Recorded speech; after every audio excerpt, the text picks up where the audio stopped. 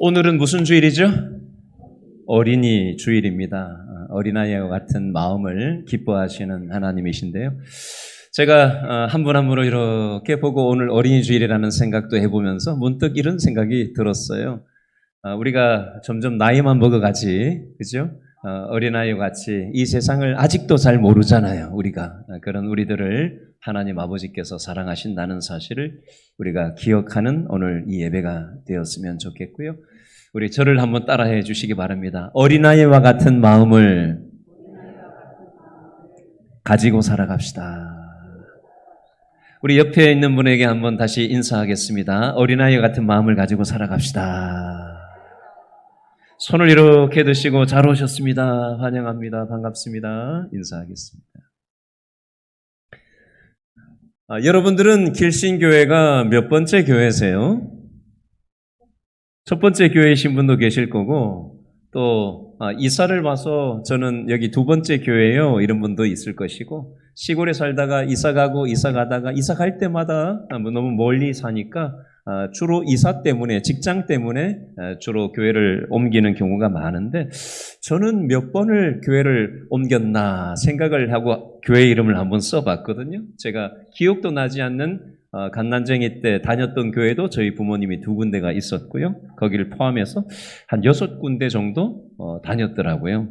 그리고 제가 교육자 생활을 하게 된 1999년부터 지금까지 8번째 지금 섬기는 교회가 이동이 된 것을 제가 정리를 해보았습니다. 교회 성장 연구소의 조사에 의하면 우리나라 교회 신자 중 100명 가운데 80명가량이 교회를 옮긴 적이 있다라는 통계가 나왔어요. 평균 2.4회 정도 교회를 옮긴다고 합니다. 10명 중에 1명 정도는 5번 이상 교회를 옮긴다라고 합니다. 요즘은 농촌에서 그냥 평생 살기보다 대다수가 도시 생활을 하기 때문에, 그죠? 그리고 이동이 잦고 또 변동이 많은 사회를 살다 보니까 직장 문제나 이사 문제, 또 교회의 여러 가지 이유로 인해서 교회를 부득이하게 옮길 수밖에 없는 상황에 올 때가 있습니다. 교회를 옮길 때마다 교회를 정하는 데 있어서 여러 가지 방법이 있을 수 있는데 어떤 분은 주변 사람들한테 어디 좋은 교회 없냐라고 물어보기도 하고 또 요즘 인터넷 같은 걸 보면서 검색을 해서 교회를 찾아보기도 하고 또 차를 몰고 아니면 걸어 다니면서 교회가 어디 있나 이렇게 찾아보기도 합니다. 그렇죠? 우리가 교회를 함부로 정할 수가 없잖아요. 우리가 어떤 교회를 정해야 되나 고민하는 것은 보다 더 행복한 신앙생활을 하기 원해서 우리가 교회를 고민하고 찾게 되죠. 이런 얘기가 있습니다. 어떤 부부가 이사를 해서 교회를 이 교회 저 교회에 다녀보면서 교회를 정하려고 했대요. 근데 남편이 가정의 평화를 위해서 부인을 따라오는 그런 남편이었대요. 그래서 부인 입장에서는 이렇게 생각했답니다. 이번만큼은 내 남편이 원하는 교회를 정하자. 그래서 남편의 신앙생활이 좀 세워질 수 있었으면 좋겠다. 남편한테 교회 선택권을 줬다고 합니다. 한 번은 수만 명이 참석하는 초대형 교회 예배도 참석해보고 또 목사님이 설교를 잘한다는 이름난 교회도 찾아가 보았다고 합니다. 그런데 가는 곳마다 남편이 이런 이유, 저런 이유를 들면서 교회를 정하지를 않는 겁니다. 그래서 고민 끝에 이 부인이 조금은 멀지만 목사님이 설교도 좋고 사회적으로 유명한 사람들도 많이 다닌다고 하고 건강한 교회라는 소식을 듣고 많은 사람들이 선호하는 한 교회에 남편과 함께 참석했다고 합니다. 예배가 마치고 나서 남편한테 물어봤대요. 당신 오늘 이 교회에 오니까 어때? 다른 교회보다 좀 낫지? 오늘 이 교회 등록할까? 이렇게 했더니 남편이 이렇게 얘기하더랍니다. 이 교회는 안 되겠어. 차라리 지난주에 갔던 교회가 목사의 설교가 더 나아. 이렇게 얘기하더래. 그 부인이 아니 당신 지난주에 설교 내내 잤잖아요. 그 설교가 기억이 나요? 그랬더니 남편이 이렇게 얘기했답니다. 아니 그게 아니고 지난번 교회 설교 시간에는 푹 잘 수 있었는데 이 교회는 목사가 얼마나 목소리가 큰지 잘만 하면 소리를 지르고 잘만 하면 또 소리를 지르서 깨우는 통에 도대체 잠을 잘 수가 없다고. 푹 자고 나야 좀 개운한데 개운치가 않다고. 그런 얘기를 하더랍니다. 여러분, 교회가 개운한 맛이 있는 교회가 좋은 교회일까요? 아니면 좋은 영화 감상하듯이 그렇게 영화 보고 나온 것 같은 그런 교회가 좋은 교회일까요? 아니면 많은 사람들이 교인으로 있어서 누가 누군지 알지 못해서 서로 간섭하지 않고 서로 부담 주지 않는 익명으로 남을 수 있는 교회가 좋은 교회일까요? 여러분 어떻게 생각하세요? 여러분이 꿈꾸는 교회는 어떤 교회이십니까? 우리가 지금 에베소서 말씀을 오늘 9번째로 에베소서 1, 2, 3, 4장을 거쳐서 9번째 에베소서를 연거푸 설교를 하고 있는데요.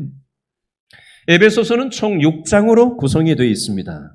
에베소서 1장, 2장, 3장 내용은 하나님이 영원 전부터 계획하신 교회에 대한 교리적인 설명이 에베소서 1장, 2장, 3장 내용인데요. 그 중에서도 핵심 내용은 교회는 유대인이나 이방인이나 예수님 때문에 하나가 되었고 여자나 남자나 예수님 때문에 하나가 되었고 종이나 자유자나 예수님 때문에 하나가 되었다. 이게 바로 교회다. 이걸 하나님이 창세전부터 계획하셨다라는 교리적인 설명이 에베소서 1장, 2장, 3장 내용을 우리는 7번에 걸쳐서 살펴봤고요.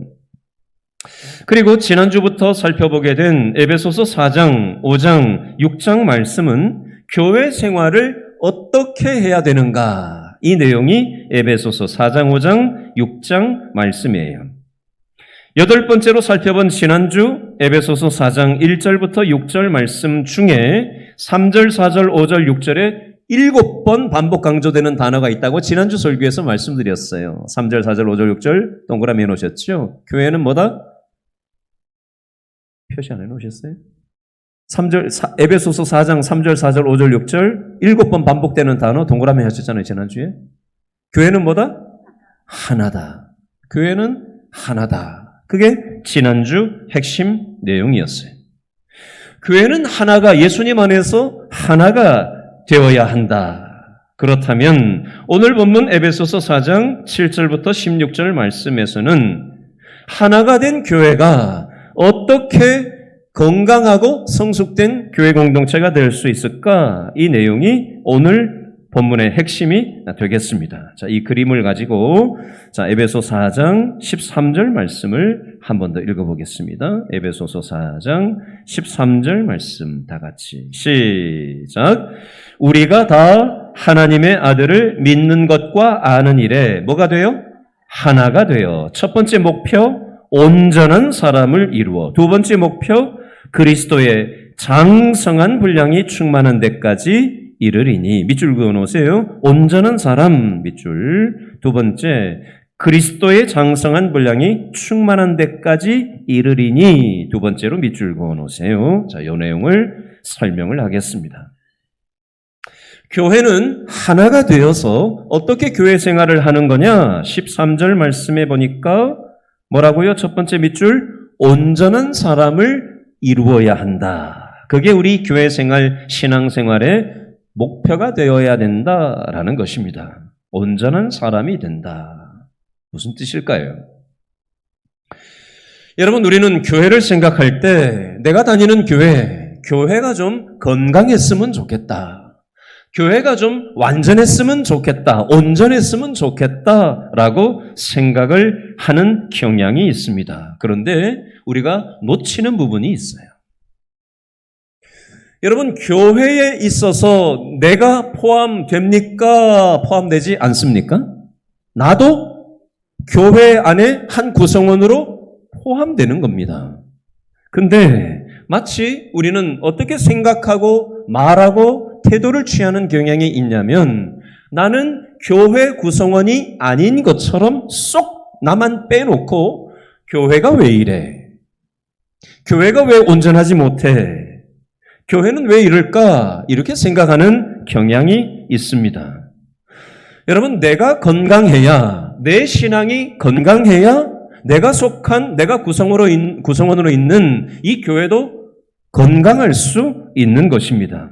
내가 건강하지 못한 신앙생활을 가지고 있다면 교회 역시 건강해질 수 없는 것과 같은 이치입니다. 세포가 건강하지 못하면 몸이 건강하지 못한 이치와 마찬가지예요. 오염된 물이 유입이 되면 강물은 오염되기 마련입니다. 그러므로 내가 먼저 온전한 건강한 신앙생활이 되는 것을 목표로 두고 신앙생활을 해야 되지, 교회가 왜 이래? 이런 태도는 우리의 신앙에 전혀 도움이 되지 않는 생각이요, 말이요, 태도일 것이라는 것입니다.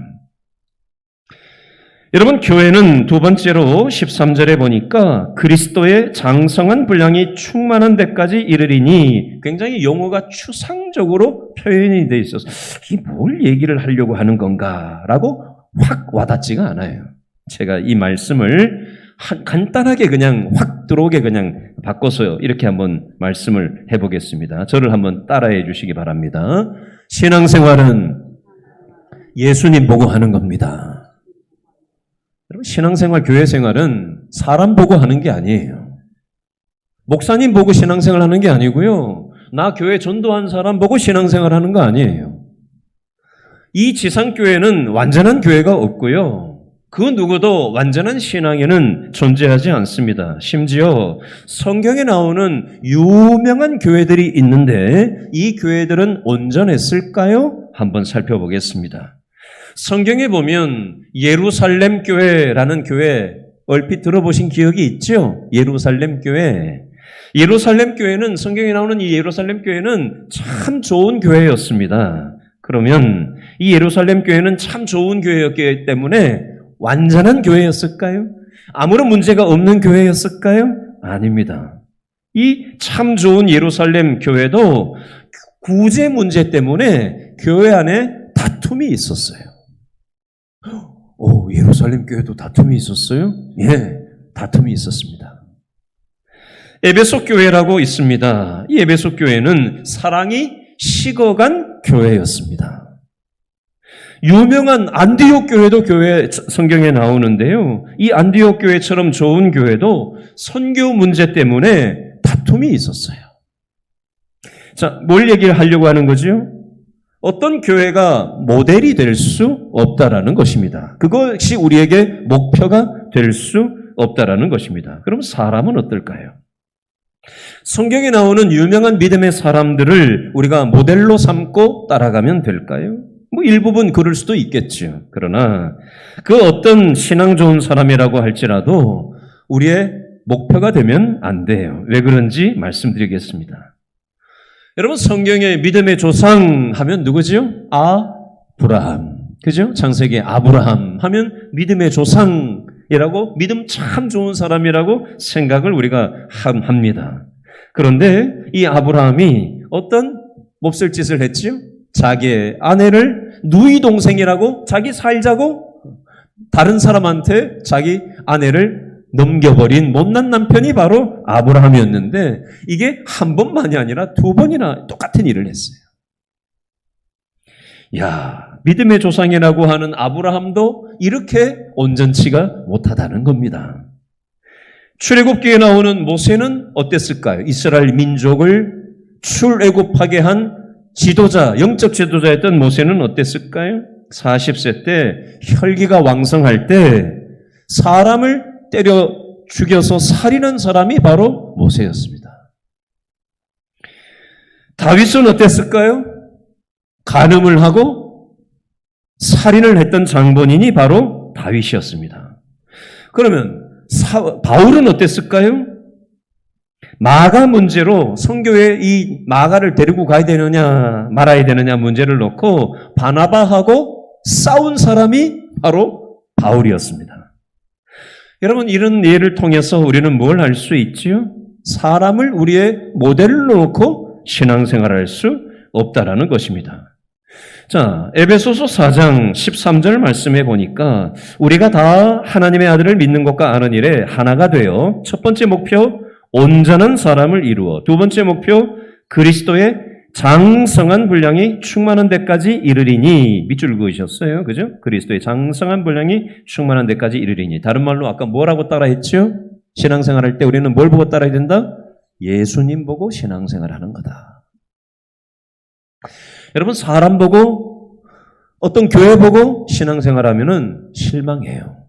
아셨죠? 신앙생활은 절대로 사람 보고 하는 게 아니에요. 어느 교회 어떻다더라 그것에 따라 우리의 신앙이 왔다 갔다 하면 안 돼요.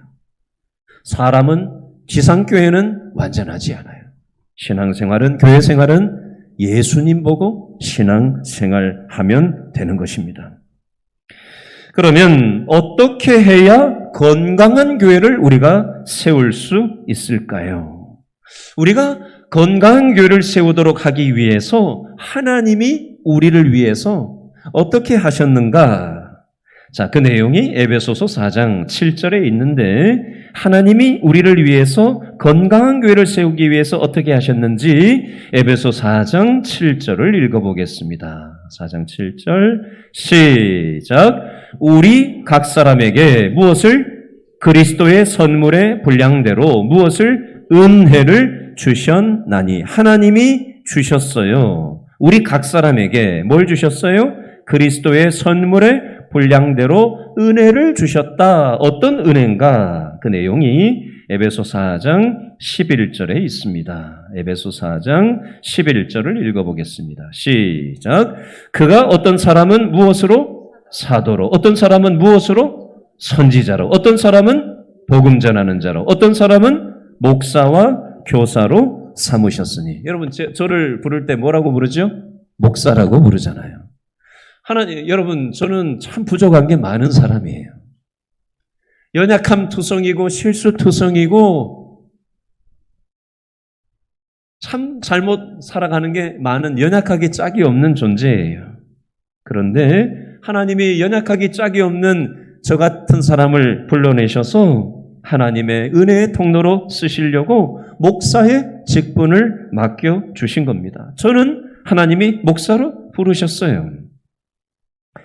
또 오늘 성경에 보니까 4장 11절에 어떤 사람은 사도로 부르셨고 어떤 사람은 선지자로 부르셨고 어떤 사람은 전도하는 사람으로 부르셨고 어떤 사람은 가르치는 사람으로 부르셨다라고만 오늘 에베소서 4장 11절에서는 간단하게만 쓰여져 있는데 고린도전서 12장 4절부터 11절에 보면 14가지 종류로 은사를 표현해 놨어요. 제가 그냥 간단히 읽어드릴게요. 고린도전서 12장 4절부터 11절에 14가지입니다. 지혜의 말씀, 지식, 믿음, 병고침, 능력행함, 예언, 영분별, 방언, 방언통역, 사도, 선지자, 교사, 돕는 것, 다스리는 것, 이 14가지를 기록하고 있어요.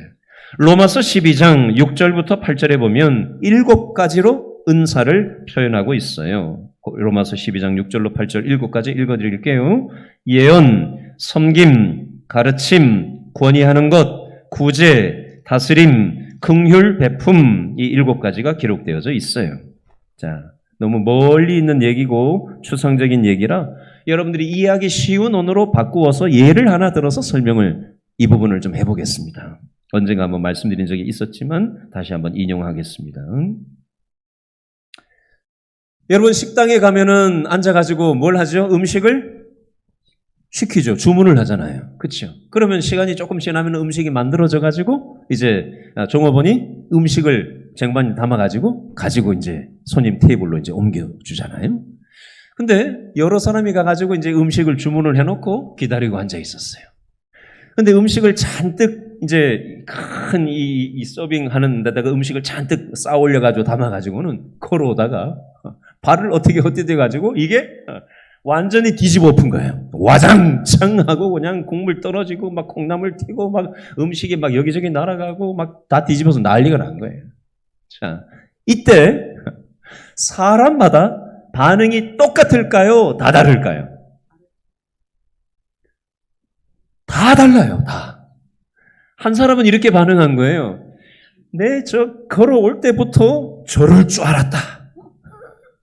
내가 척 보니까 저렇게 실수할 줄 알았다. 이 사람은 무슨 은사가 있는 거예요? 성경의 표현을 빌리면 예언의 은사가 있는 거예요. 미리 내다보는 거예요. 이게 딱 보면 이게 딱 견적이 나오는 사람 있잖아요.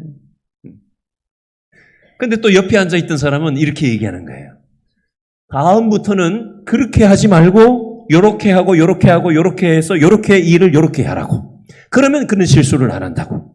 이 사람은 성경의 용어를 빌리면 무슨 은사가 있는 거예요? 가르침의 은사가 있는 사람이에요. 또 한 사람은 어떻게 하느냐면요.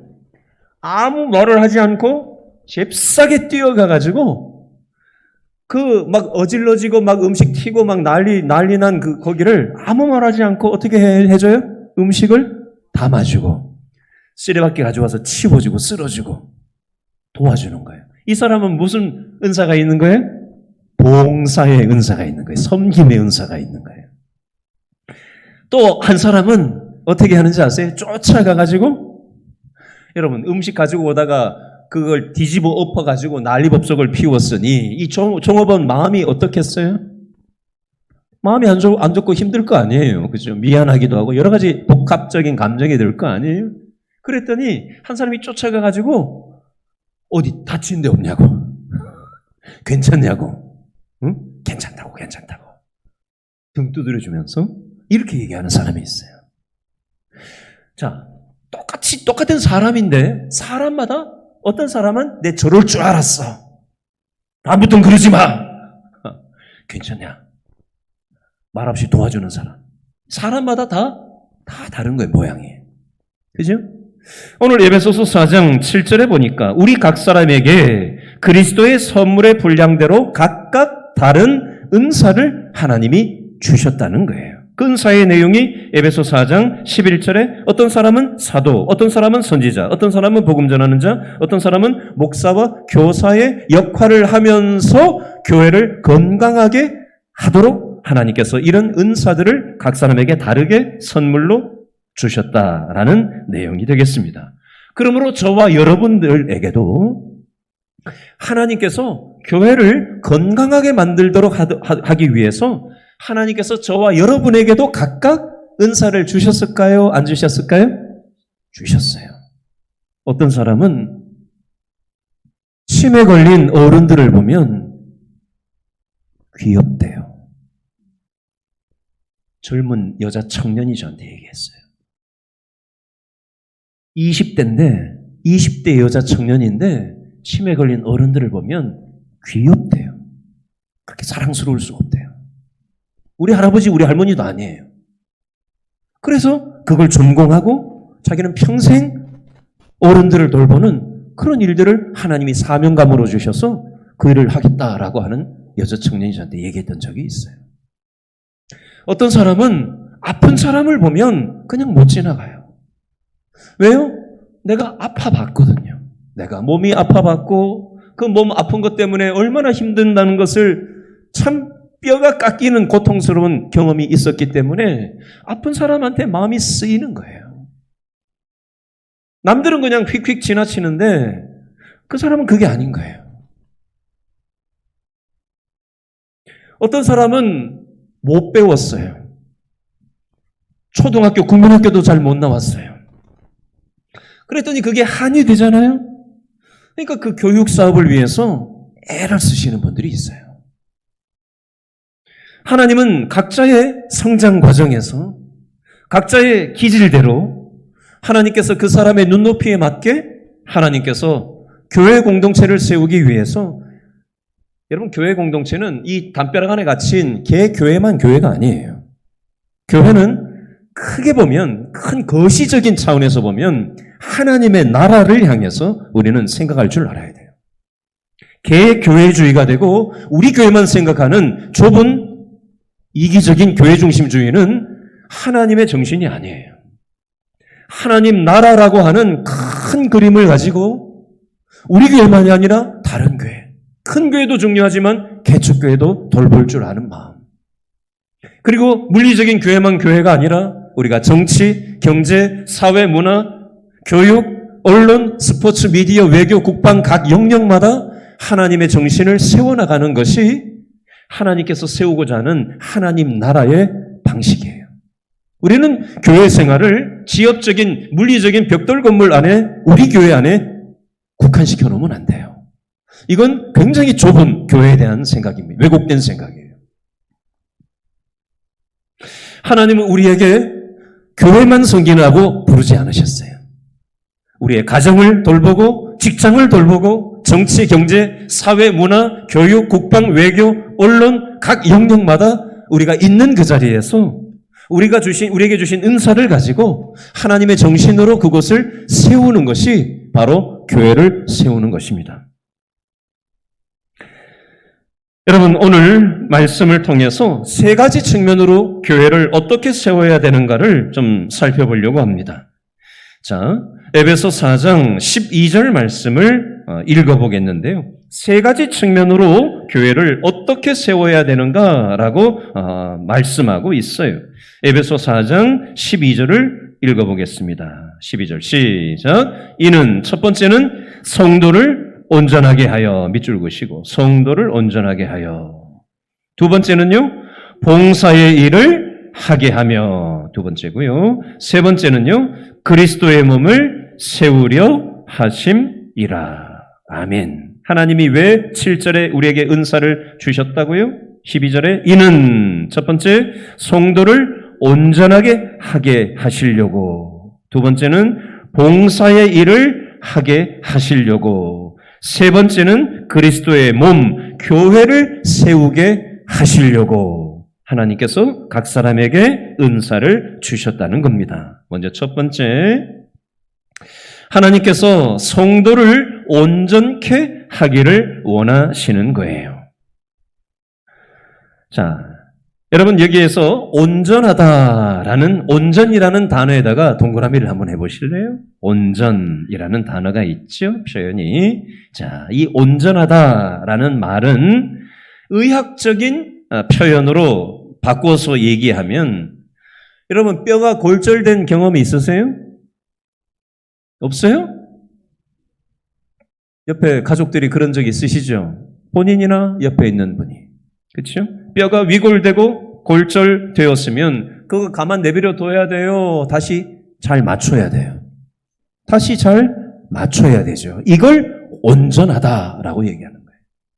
뼈가 맞추어서 제자리에 있게 한다라는 이 표현이 바로 온전하게 한다라는 표현이에요. 자, 제가 왜 이렇게 설명을 하냐면, 우리의 신앙의 뼈가 골절되고, 신앙의 뼈가, 영적인 뼈가 골절이 되고, 영적인 뼈가 위골되어서 틀어져 있다면, 우리의 신앙의 영적인 뼈가 골절이 되고 위골이 되었으면은 그걸 가만히 내버려 두면 되겠어요? 다시 제자리 찾게 잘 맞춰야 되겠어요? 제자리를 잘 찾아야 되겠죠. 그래야 신앙이 온전하게 되는 것입니다. 예를 들어보겠습니다. 어제 어떤 분하고 대화를 나누는데 그분이 저한테 이런 얘기를 하시더군요. 우리 교회는 아니에요. 근처에서 식당을 하시는 자기 지인이 있는데 그분도 교회는 안 다니시는 분이래요. 근데 근처에 있는 한 교회에서 20년 동안 2달에 한 번씩 수십 명이 와서 식사 예약을 하고는 20년 동안 밥을 먹었다는 거예요. 대놓고. 그런데 최근에 어떤 일이 있었냐면 그 모임에서 와가지고 뭐 음식을 뭐 이렇게 해달라, 뭘 더 달라, 뭐 이건 이렇게 해달라, 저건 저렇게 해달라, 하도 그냥 뭐 요구사항이 뭐 이것저것 많다 보니까 도대체가 이제는 그렇게 하고 싶지 않다. 이렇게 얘기를 했다는 거예요. 식당 주인이. 교회 모임에 그분들을 향해서.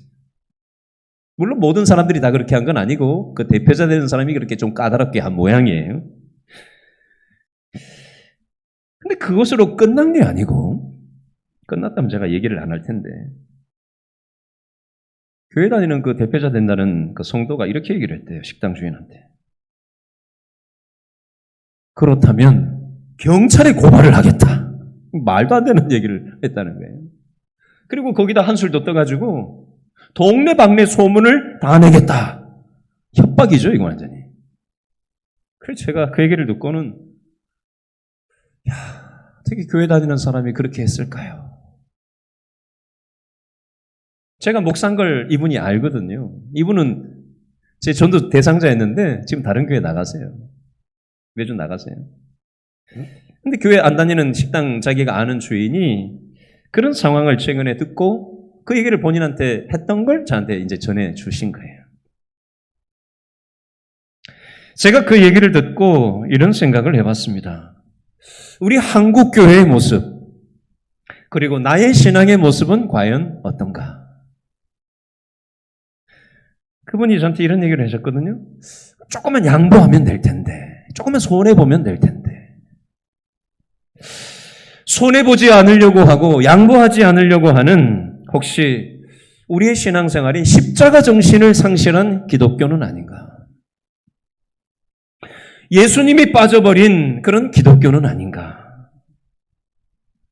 젖먹이 단계의 신앙인은 아닌가? 겉으로는 기독교인이라고 표방하지만 생각하고 행동하고 살아가는 우리의 일상에서 조금 더 손해보지 않으려고 하고 조금 더 움켜쥐려고 하는 그런 왜곡된 신앙의 모습이 뼈가 위골되고 골절된 듯만 같은 그러한 신앙의 모습이 아닌가? 온전하지 못한 신앙의 모습은 아닌가? 그러므로 오늘 성경에서는 우리의 신앙이 뼈가 맞춰지듯 온전하게 되어야 한다라고 말씀합니다. 그러면 우리의 위골된 골절된 신앙의 뼈가 어떻게 온전하게 되어질 수 있을까요? 근거가 디모데후서 3장 16절, 17절에 나오는데 읽어봐 드리겠습니다. 디모데후서 3장 16절, 17절이에요. 모든 성경은 하나님의 감동으로 된 것으로 교훈, 책망, 바르게 함, 의로 교육하기에 유익하니 이는 하나님의 사람으로 뭐하게 하며? 온전케 하며 모든 선한 일을 행하기에 뭐하게 하며? 온전케 하려 함이니라. 온전케 한다라는 말이 2번 반복 강조돼요.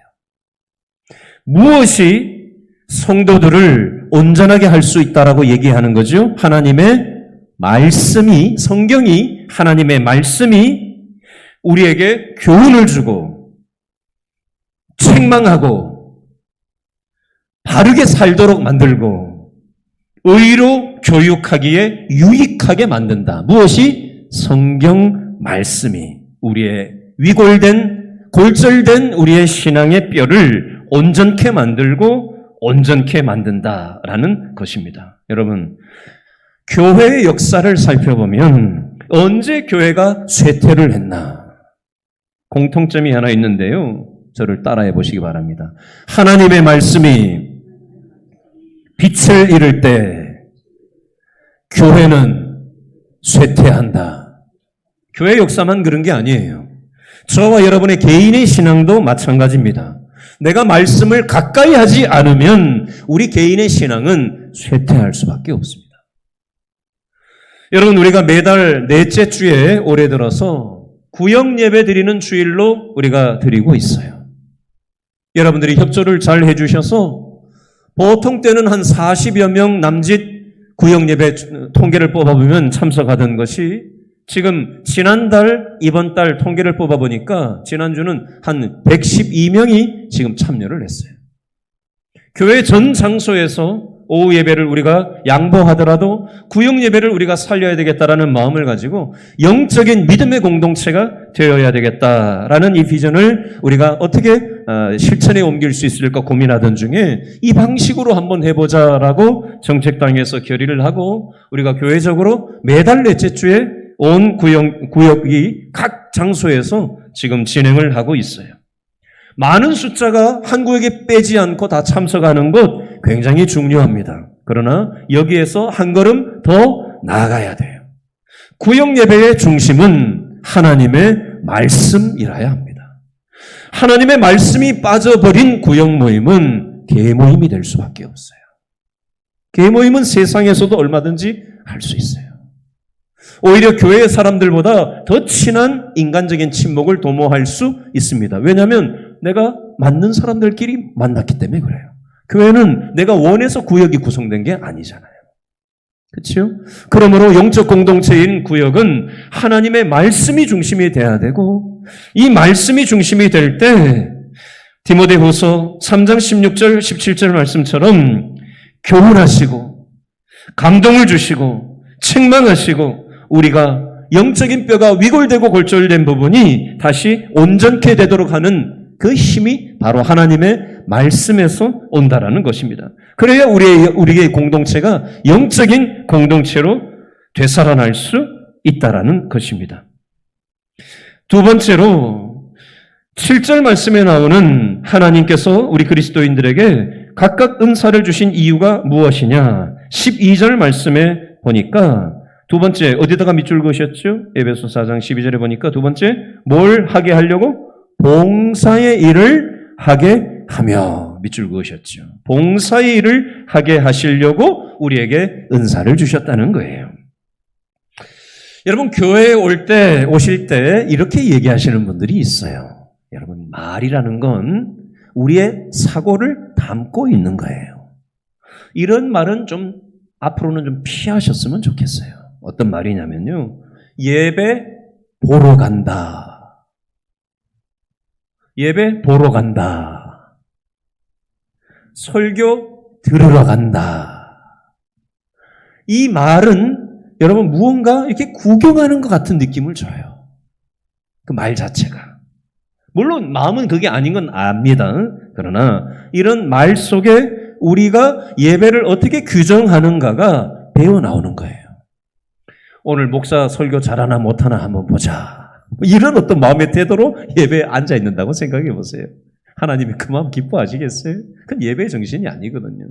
내가 예배자인 거예요. 내 마음이 제물이 되어서 하나님을 만나려고 하는 마음이 1순위의 관심사가 돼야 되는데 오늘 누가 왔나 안 왔나, 누가 뭐 입었나 안 입었나, 누가 뭐라고 얘기하나 어떻게 행동하나, 그건 예배자의 첫 번째 관심사일 수 없습니다.